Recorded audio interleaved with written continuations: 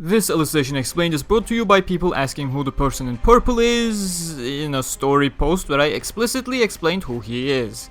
Sword Art Online Alicization War of Underworld episode 11 was absolutely mesmerizing in all the right ways. Bercouli's dream, Iskan's pain, Yui's sadness, Klein and Egil's screen time, which they'll get even more of, and an incredible ending with Lisbeth putting everything on the line with an incredible performance by her voice actor and her speech about their differences as SAO survivors, as well as why virtual does not mean not real. Our guests from Ordinal Scale have arrived and the opening has changed into Alicization Awakening to reflect our progression into volume 17 of the light novels. Welcome everyone, it's me Gamerturk, your most reliable source of Sword Art Online information with Alicization Explained featuring War of Underworld episode 11, Heartless Choice. As always, timestamps to individual plot points are down below for easy navigation with an overview, but to give you a quick rundown, that was once again an episode that probably would anger that vocal minority of toxic fanboys because herder, no action, boring. But an absolutely beautiful episode for the rest of us over here. Great adaptation and anime original, possibly even plot changing stuff mind you, actually has many of us light novel readers excited for once. Having Eiji and YUNA being involved after Cordial Chords is a bold move, but a move that is definitely welcome. How can players with Atmosphere log into Underworld? How did Wrath not realize something was wrong? Those are simple questions that we'll get to in a bit among the actual meatier stuff of this episode. But if you're new to my Explained series, what I do here is essentially provide you all the vital information on characters, events, action, lore from the source material, light novels, things that the anime did not convey properly or just did not have the time to, so you can still see the full picture. Make sure to subscribe and hit the bell icon to not miss any of the details in the upcoming weeks and gain an immunity shield against the pawns of Emperor Vecta swiftly spreading misinformation and uncontrolled spoilers like a pack of foxes. But then again, if you want to read the books for yourselves or the amazing experience, Amazon and Book Depository affiliate links are in the description and an audio statia awaits you there. Detailed summary. Episode 11 finished off the remaining bits of Volume 16, Alicization Exploding, and has started with the first 10 pages of Volume 17, Alicization Awakening, Chapter 20, Part 1. Since we will go on a break after Episode 12, which you can learn more about by checking out my Episode 3 Q&A and save yourself the trouble of asking questions and waiting for the answers about that break and schedule stuff, I know you'll also have questions as to where you should start reading the books when the break hits in, and if you're stuck with a major cliffhanger. Luckily, I provide what the anime has covered in every single episode of my Explained series, but to reiterate, regardless of how much the next episode covers and which cliffhanger it decides to end on, you are looking for Sword Art Online Volume 17, Alicization Awakening, to read forward once the break comes. I will be more specific regarding which exact chapter of the book and which exact part of the book next week once we actually see how much the episode has covered, but if you want to switch over to light novels, just get your books now. It will take a week to be delivered anyways, so you can start the moment anime ends. Again, links below. I strongly recommend Book Depository because they are more reliable than Amazon, but yeah, going back to the summary, both volume 16 and 17 combined, we covered around 35-40 pages tops, the perfect amount for a perfect adaptation, and it just shows. Not a single skip in fact in terms of content, not even minor skips that stand out. There's some bits here and there, but that's expected. The first half felt a bit faster paced than it should have been, but then again, everything was covered perfectly fine, so it would be stupid of me to complain about the fast pacing, but especially the second half when Lisbeth started her speech, it all just went into that perfect territory, you know, and for once an anime adaptation change has us all excited for what is to come with Eiji and YUNA, so now let's get into all of that and more. Starting with Bercouli's dream, that was a good one to start the episode on if I'm being honest. The scene is not there to humanize Quinella at all, don't get it wrong, it's all about Bercouli himself. How he perceives the world, how he perceives Quinella, what does he know about both, etc. You know, he knows Quinella is deleting his memories for stabilization, he openly talks to Quinella about that, but he simply doesn't mind. He's fine with what she's doing and what is being done to him to achieve it, and this memory of his, talking with Quinella, he doesn't even remember where this memory is from, when it happened, how long has it been since that day, but it's one of the memories he never ever forgets. A seemingly unkillable being sensing her death despite all the odds. Quinella mentions that there are still things she can't control, that there is always a chance for new enemies to appear. She obviously isn't talking about the Dark Territory, she's talking about the world she never managed to transcend to, of course. Bercouli didn't even know about the outside world until the day before, so now he finally does understand what she's talking about here. There is something out there that is greater than any of them and that their demise is inevitable. You'll see more of this narrative thread with Bercouli if the anime decides to adapt some more inner monologues in the future, but even if they don't, this scene is not a throwaway one-off scene. It will come back full circle even without those inner monologues. Obligatory mention, of course, of the opening title text changing into Alicization Awakening now that we're adapting some Volume 17 content as well. We start with Alice's shitpost and everyone having a major cringe moment, and then we start the actual episode.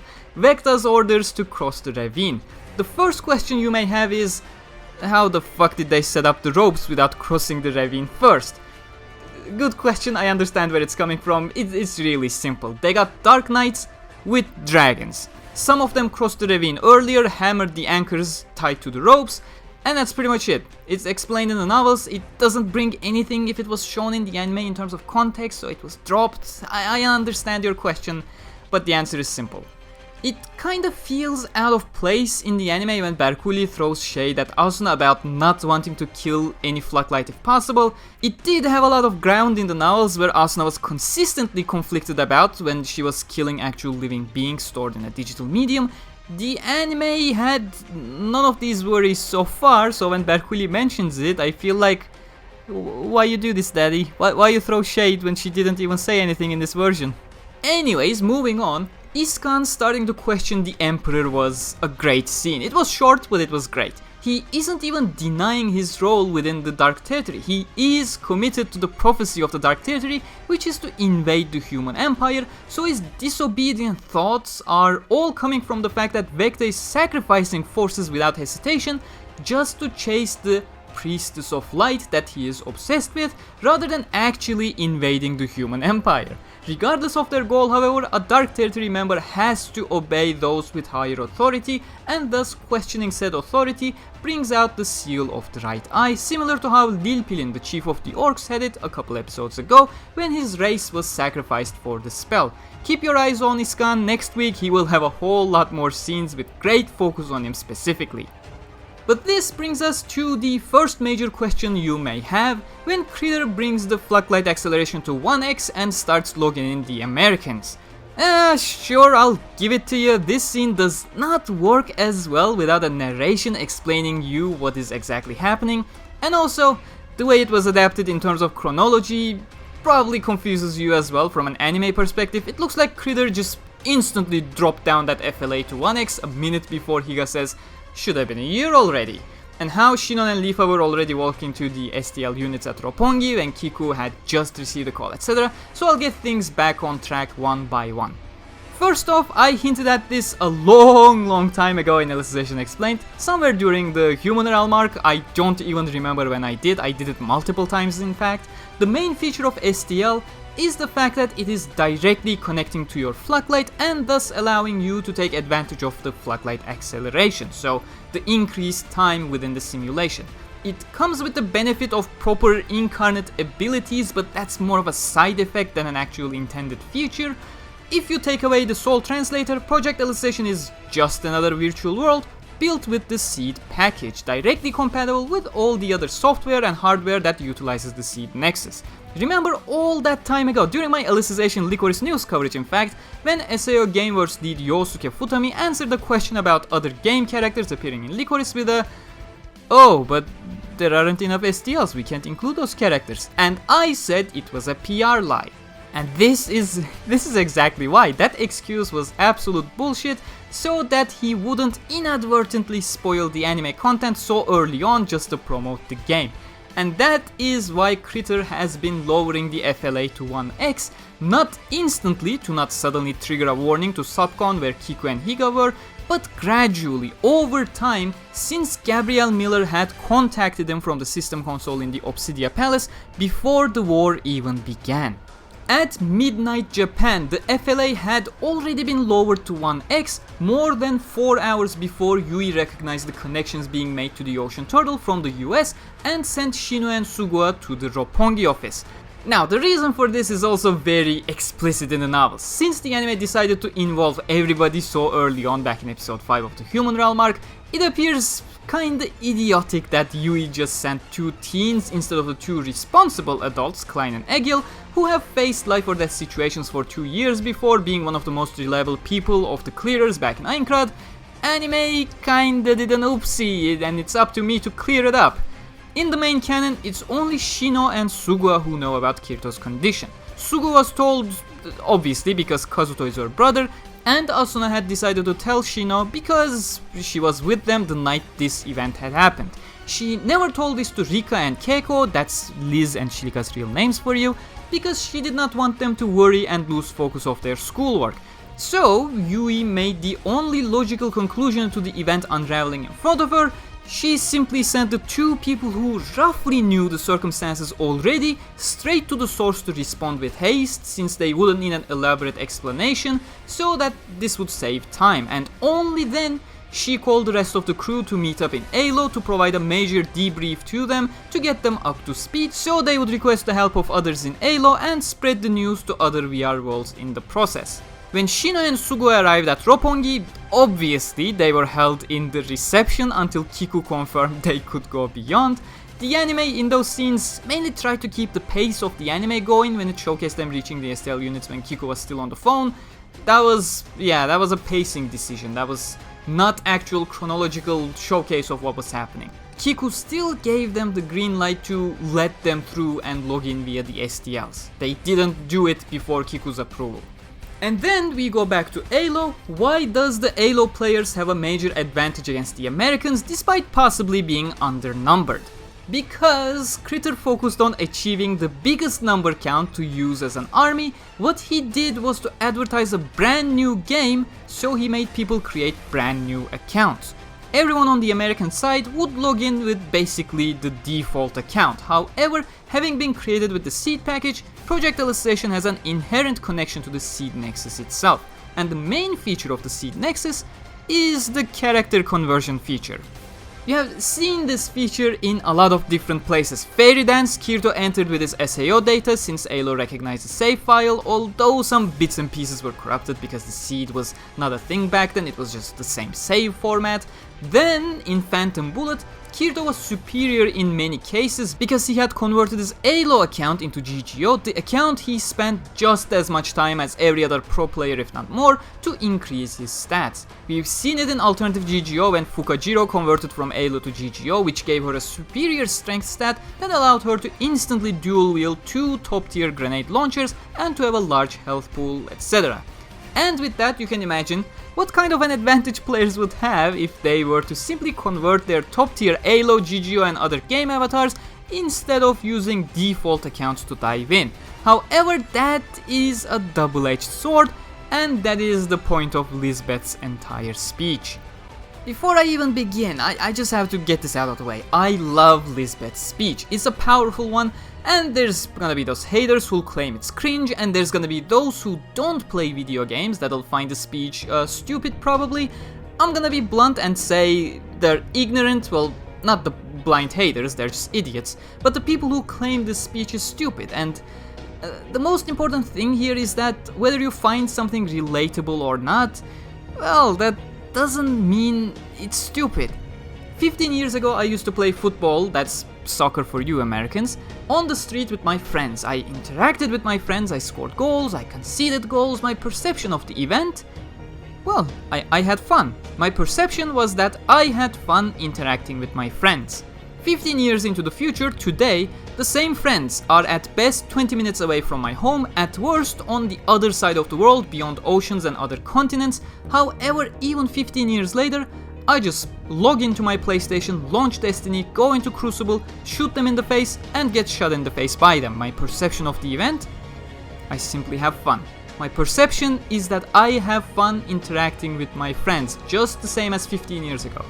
Does it make a single difference that this perception, this fun, is happening as data inside my PlayStation 4 that is humming as hard as a chopper trying to take off because Destiny is becoming more and more unoptimized. Bungo, please fix. No, it doesn't. Whether the event is happening on the street as I'm playing football with them, or in a virtual world as I'm getting shot in the face, does not make the fun I have interacting with my friends any less real than the other. Whether I'm on the street or in Shores of Time on Venus is completely irrelevant because the experience I have, the fun I have, is real. And that is the point. Reality is not the medium, reality is the experience itself. And whether you can relate to virtual things or not, it does not change that fact. And unsurprisingly, it's the SAO survivors that understand this better than anyone. Just look at their reactions back at the log cabin. Klein doesn't even give it a second thought that once he converts his character, there's a chance that he's very likely to lose the character forever. Klein knows, the SAO survivors know that sure, they invested time and effort into the characters they have, but the real thing that matters is not the digital avatar. It's not the jersey of a football player, the skis of a skier, bat of a baseball player. It's the experience they had through that tool, and thus the tool itself is replaceable, expandable. For non-survivor hardcore players though, it's mostly a status symbol, and that's where the problem begins. They have never properly lived in a virtual world to understand that their avatars are no different than any other tool they have. It's part of the divide between the survivors and non-survivors. One of the many reasons actually, but yeah, that is why Lisbeth's speech is absolutely beautiful. It doesn't only address the ALO players, it also addresses the audience, you, the viewer or the reader. The series naturally follows these characters in the interesting and compelling bits of their lives. As Kirito said back in Aincrad, it's the most boring thing to watch some people grind otherwise if nothing interesting is going on. You naturally don't experience the full lives of these people. Alternative GGO comes close, I'll give it that, but it still isn't, because that would just be boring. But that doesn't mean these people don't have bad times, it doesn't mean these guys are perfectly fine in their lives, it doesn't mean they never get to suffer for being trapped in a game for 2 years that left them traumatized and destroyed their lives entirely. And that is pretty much the point of that speech. It's absolutely beautiful and I love it. It's kinda sad that they couldn't add some placeholder people for the other races and stuck with sylphs, Kate Siths and salamanders and sleeping knights and some randos. Having a bunch more armies somewhat represented would be a good touch, and the novels also mentioned that the place was so packed that other fairies were floating around because they couldn't find space to sit down, but I don't want to downplay the scene. It has been done absolutely wonderfully and that's all that matters. Having sleeping knights there and tying in ordinal scale movie even further with Eiji and Yuna as his navigation pixie is a wonderful choice. I really like that and I'm looking forward to seeing more of Eiji. Now there's obviously more Eiji that you do not know. First off, his entire past in Aincrad, which was covered in Hopeful Chant, and then his time shortly after Ordinal Scale, along with what ends up happening to Yuna in Cordial Chords. So I guess that means my Ordinal Scale recap as well as Hopeful Chant and Cordial Chords summaries just received a major boost in priority when we enter the break next week, so please look forward to those.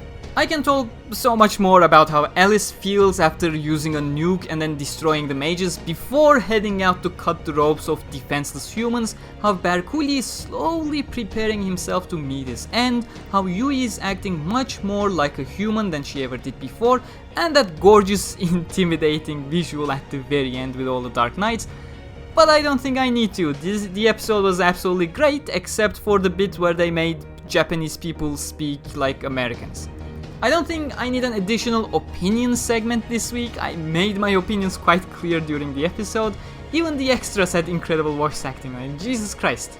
But there are more to talk about regarding the American Knights next week. The title is A Ray of Light. Crunchyroll dropped the A, implying that it's specifically a single ray of light, but that dash you see at the beginning is the kanji for number 1, so it's really specifically referring to a single ray of light. And with that, the knowledgeable people already can guess where the next episode will end on and take us into the break with that cliffhanger. But yeah, since I gotta tease you with vague things in order to not spoil you entirely, all I gotta say is a shining beacon of light will descend from the heavens. But as I mentioned, don't get too hyped. I expect this to be the cliffhanger of the episode, so we won't get a lot of action from the Beacon of Light, and it's highly unlikely that the god that is responsible for a jar of dirt probably won't appear until after the break.